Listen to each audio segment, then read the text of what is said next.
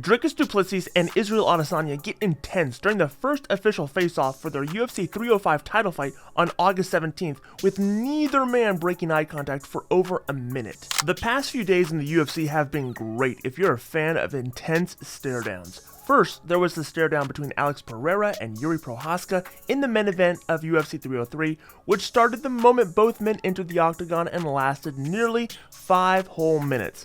Now, Dricus Du Plessis and Israel Adesanya gave that moment a run for its money at the UFC 305 ticket announcement press conference in Australia. Adesanya laid out the origin of their beef to the press in attendance.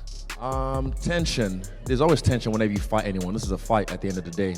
We're not playing chess, we're fighting. So there's always gonna be tension there.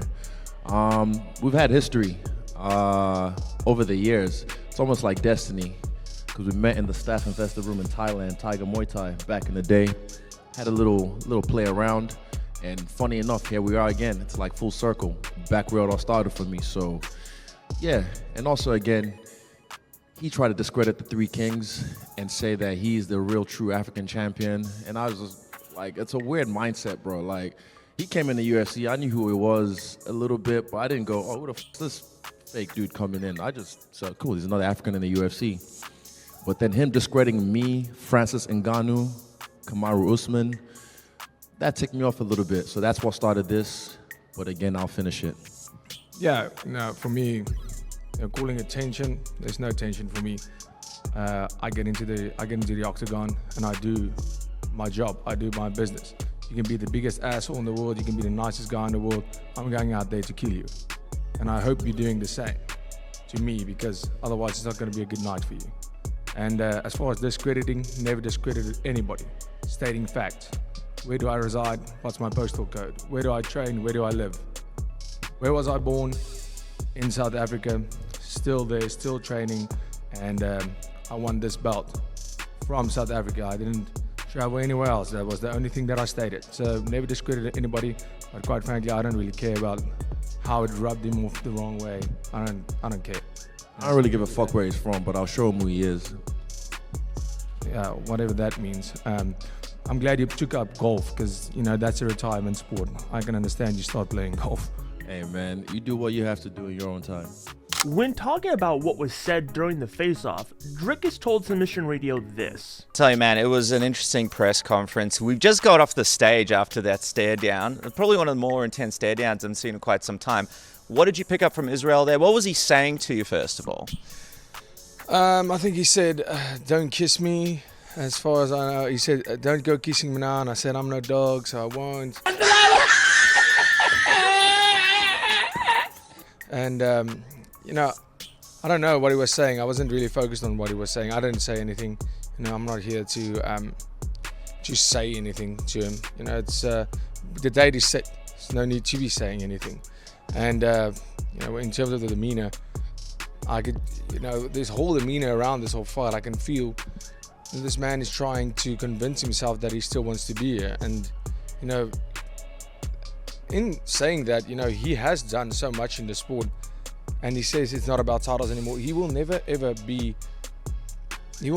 get what he had again. There's not enough time. The winning streak, he has done what he was going to do in the sport in terms of legacy.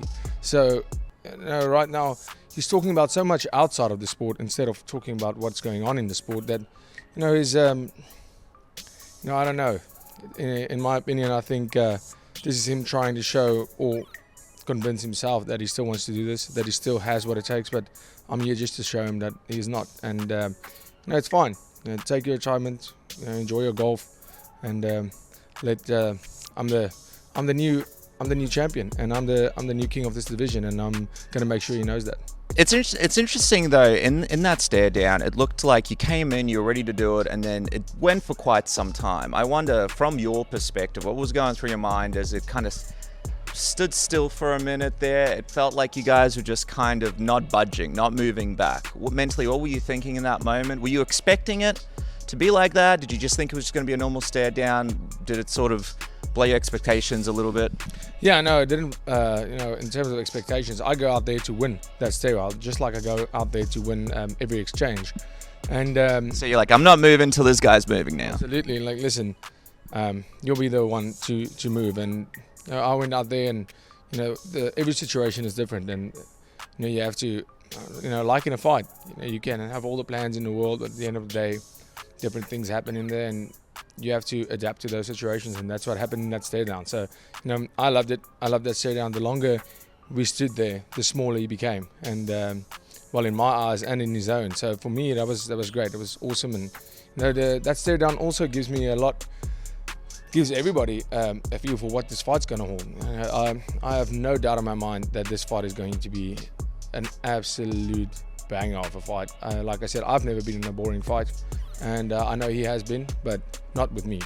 When you're in there when you're in that octagon with me, there's no way it's a boring fight, because I will be coming for, if it takes 25 minutes, I will be coming and trying to take your head off for 25 minutes. Jamahal Hill feels he is owed a rematch with Alex Pereira. The crux of Jamahal Hill's argument for a rematch is a low blow that he landed on the light heavyweight champion seconds before the end of their fight. Referee Herb Dean had called a stop to the action, but Pereira insisted on continuing. Hill argues that he didn't hit Pereira low, and that the distraction of being told to stop only to continue on a split second caused him to shut off for a moment, and in that time, the champion's elite striking and movement allowed him into the perfect angle to land the knockout. You mentioned Pereira and obviously wanting that rematch. Where are you at from a mentality standpoint with Alex? Is it a rivalry at this point? Do you see it in those terms, or is it strictly business? It's just at this point it's running back. It's running back. I don't care. That's those fan terms to me. Those are fan terms. Yeah, that's true. I don't give a fuck about that. I just know that me and him we got business. Speaking on his YouTube channel after a video of he and Pereira meeting at the UFC Performance Institute, Hill detailed why he didn't opt to be aggressive to his rival. Due to having his team and family around, he felt it wasn't necessary to cause a scene and didn't want to jeopardize a future fight. But I wanted to get into something else before, because there was a video that had came out before the fight late last week of me running in. I seen Alex and Glover at the PI, which me and Glover have hung together before and things like that. But I went up, I shook his hand. He was there, shook his hand, what's up? And I shook Alex's hand. Alex there, what's up? People have this misconception that I hate Alex, that I have this straight up this thing. When I continuously say it's purely competition and competitively driven, all right? For all the reasons that I just previously stated.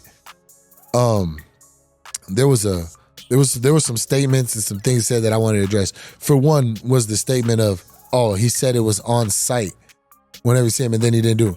Where did I say that? What did I say whenever I see Alex? It was on site. You cannot show me anywhere where I've said that, because I have never said that, because it's strictly a professional thing. I made quite a bit of money fighting Alex the first time. I'm going to make quite a bit of money fighting Alex again. Why would I risk that for a scrunch, for a scuffle at the PI? That's one thing. Secondly, Alex, one of the things I honestly respect and I'm a fan of the most about Alex is the fatherhood. You know what I mean? The way the dad and his son. Like I wanted to pull up this clip real quick. This is his boys watching their dad do his thing and do what he does. Look at that, bro.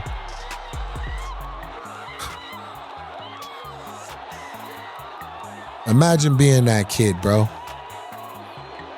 Being able to watch your dad do these things.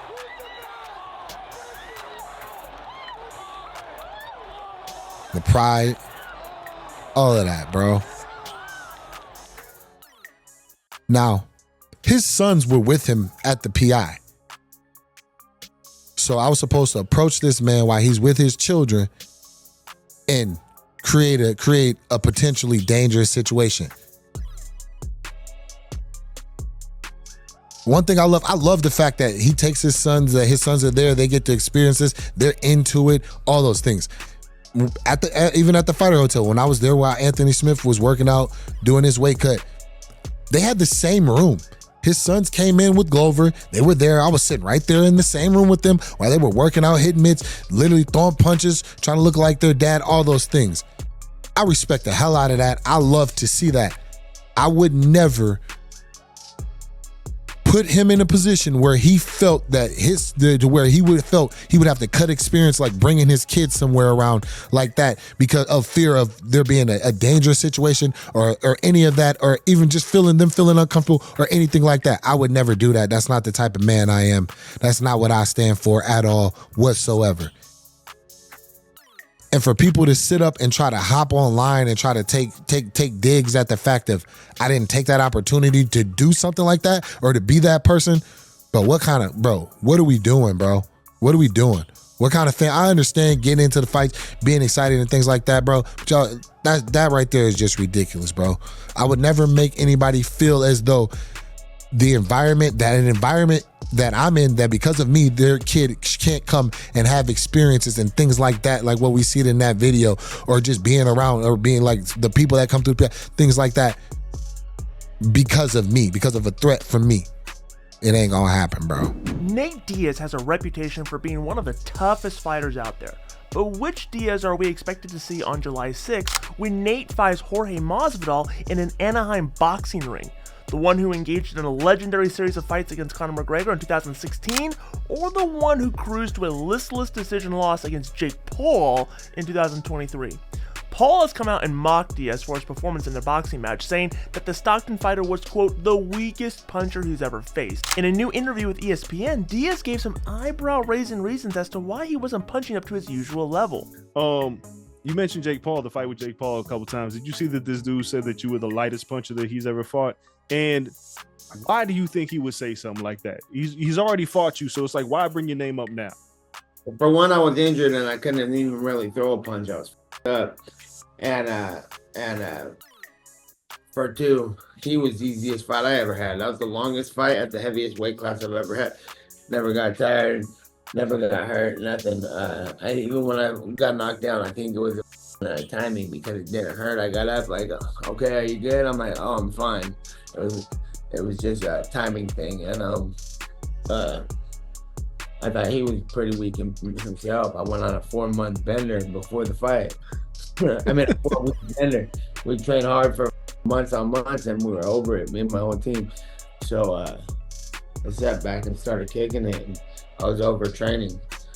And it only happened like that. If it was a scary opponent, you won't allow yourself to do that. But it was hard. It was just easy to go to sleep at night fighting that guy. And but it's good that it happened like that, because now it's necessary to work out, get disciplined, and go back and whip his ass. I'm the weakest puncher, and you're the one who wanted to fight 30 pounds over my original weight division. I'm like, you think I was trying to just sit there and knock you out? Throw as hard a punch as I can. I was just getting through that fight because I was halfway to my potential that day. Now let's take a look at the top 3 comments left on yesterday's video. KKJ Name, I think, says, he takes more damage in sparring than in matches, so he should fight more often. Such a crazy man.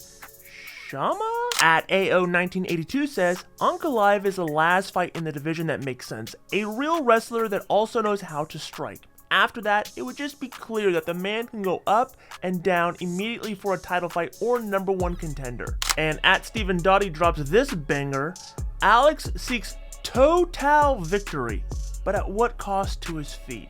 If you want your comments highlighted on tomorrow's video, simply comment down below. We'll highlight the top best comments, good, bad, or indifferent, and feature them in tomorrow's video. And that does it for today's video, but make sure you're liking this video, subscribing to this channel, and clicking the bell notification so you can get notified every time we drop a new video. And in case you missed it, check out yesterday's news.